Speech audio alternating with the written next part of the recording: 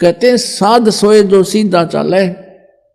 भगत वही होता है, साध माने साधक, जो सब बुराइयों से बच के और यहाँ की सतिथि से परिचित होकर के सही सीधा चले, मर्यादा में रहे, बुराइयों से बच कर चले। संसार के जो चोज हैं, इन चोचलों से बच्चे, नाचना गाना फंड करना डीजे बजाना, ये कोई एक भक्तों के लक्षण है। फिर उनको डर नहीं भगवान का।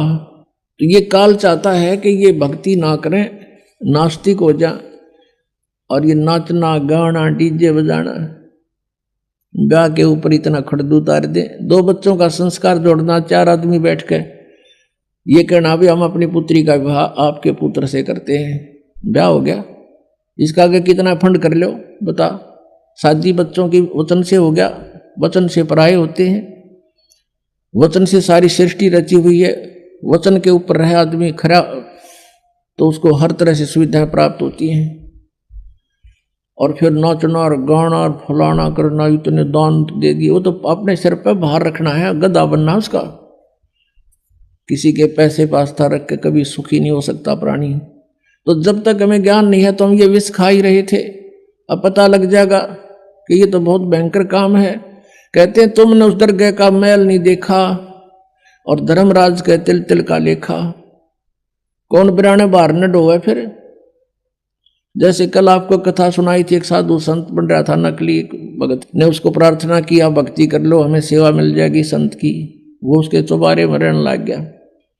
भगत सेवा करता, वो खा कर सो जाता, कुआड़ बंद करके महात्मा साधना करता है। फिर वो मृत्यु के उपरांत उसके ही घर पर बैल बना और बैलगाड़ी में जोड़ कर उसके खाए हुए के पूरे कर रहा था। जब परमात्मा गरीबदास जी को उस पर दया आ गई नकली पे, तब उसको बताया भाई तूने भक्ति करी नहीं और इसका अन्न खाया, ये पूरा करना पड़ेगा तुझे। लठ खा के कर ले तो राजी खुशी कर ले, पूरा करना पड़ेगा। फिर वो चल पड़ा अपना सीधा होके। तो कहते तुमने उस दरगाह का मैल नहीं देखा, धर्मराज के तिल तिल का लेखा। तो आप किसी से दहेज लेते हो, वो आपके ऊपर भार बन गया और उसका फिर पूरा आपने देना पड़ेगा। किसी का बैल बनोगे, किसी की भैंस बनोगे, किसी का खच्चर बनोगे, वो पूरा करना पड़ेगा। फिर क्यों सिर में दर्द करे। जैसे किरका जहर का रंग होरी हो, कहो कौन तिस खावे राम रंग होरी हो। जैसे विष का कोई कण पड़ा हो किता और आपको पता है यू कण है और विष का है, हाथ भी ना लाओ, एक किसी और वस्तु से पकड़ के किरा कित फेंक काओगे।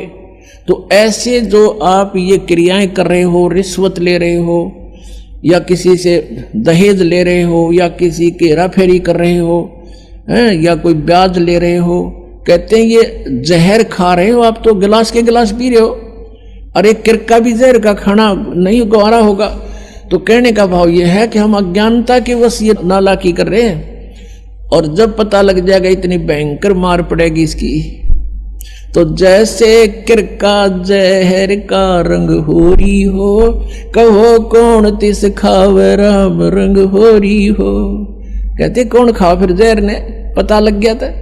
तो बिना ज्ञान के दुख पा रहे हम यहाँ पर, और भगवान देगा जो पूरा पट्टेगा किसी के दूसरे के धन से चोरी से। आज तक कोई सेठ नहीं हुआ।